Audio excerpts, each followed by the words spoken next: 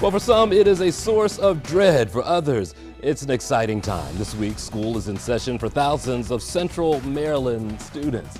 And hello, everyone. I'm Jason Newton. Welcome to 11 TV Hill. Starting on Monday, many students will celebrate their very first day of school, and other families will mark their child's last first day of high school, and school districts across Central Maryland are ready. One important issue is staffing. Baltimore County has fewer than 50 teacher vacancies. Also, the district will once again enact a system-wide ban on cell phones in class.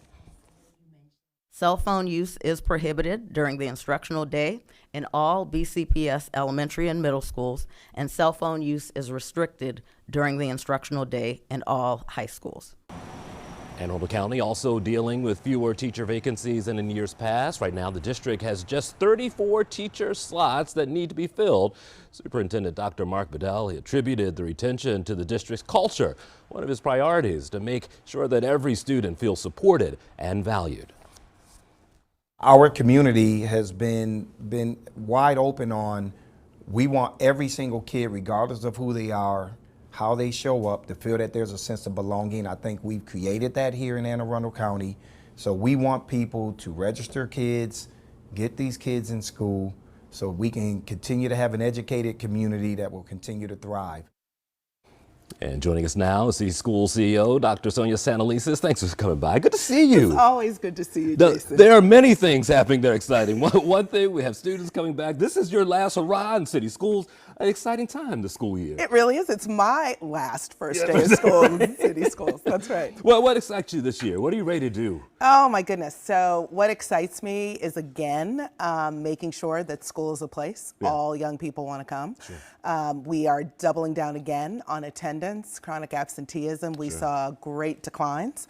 Last year, I got a chance to shout out some of our school leaders who really took top honors in doing that. But really excited to see a lot of the investments that we've made in educating the whole child really continue to take root. And I think our school leaders are ready for that. Our teachers were emphasizing making sure that our classrooms are spaces for all young people, but really excited. I love the first day of school. Yeah, there are a couple things you mentioned in there we'll go back to first. Let's just talk about the truancy. What was in the secret sauce to make sure that those students who weren't showing up last time were coming back to class?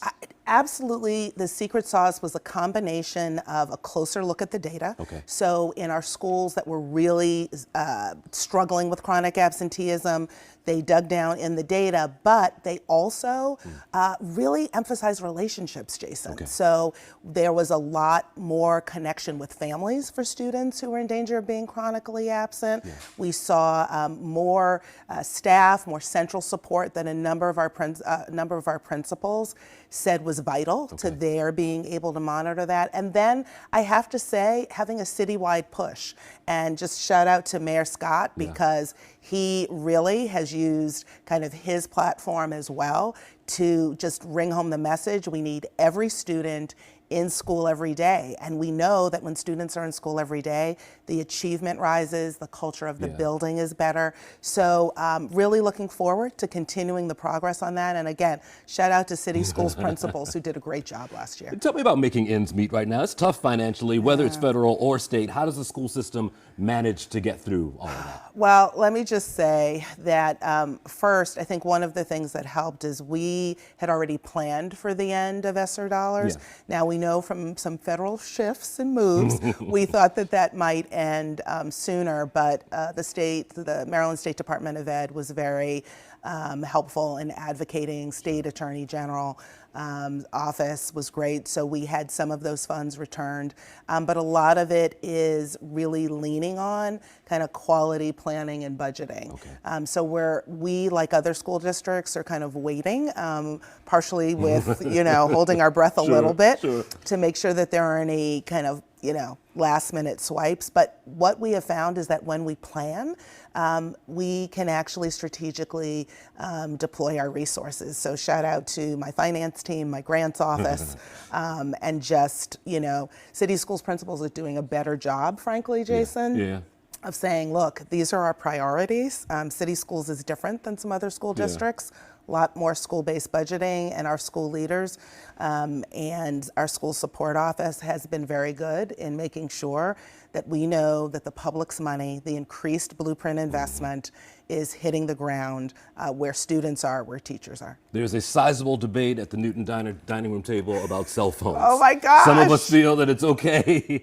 Others who are quite younger believe there are feelings all over the map. Oh, and let me tell you that the Santelises family Yeah. Is in a similar uproar. Okay, good. Yeah, Welcome to the debate. Oh, without a doubt. And, you know, I'd let everybody know I get blowback at home as well. All right, good. That's but good to the hear. policy this year, and we piloted this. So Okay. it's not like we just made a random ban. Yeah. We piloted with 25 of our schools. Yeah. And one of the things teachers said uniformly, look, cell phone bans are not a panacea. Oh, yeah. But let me tell you, young people do focus more. It's a difference maker. It's a difference maker. Sure. Teachers told us, you know, there was less beef. Even some of the young people, some of our middle schoolers said, oh yeah, there was far less beef in the hallways, right? Like it was, you know, it was. So that is the policy. Okay. It's off during the school day. We've worked with our school leaders and school secretaries to make sure that parents who might have concerns about their student during the day can reach the office. They know they can get somebody. But yes, I'm sorry to be the bearer of bad news for both the Newton, Santelises, and City Schools families.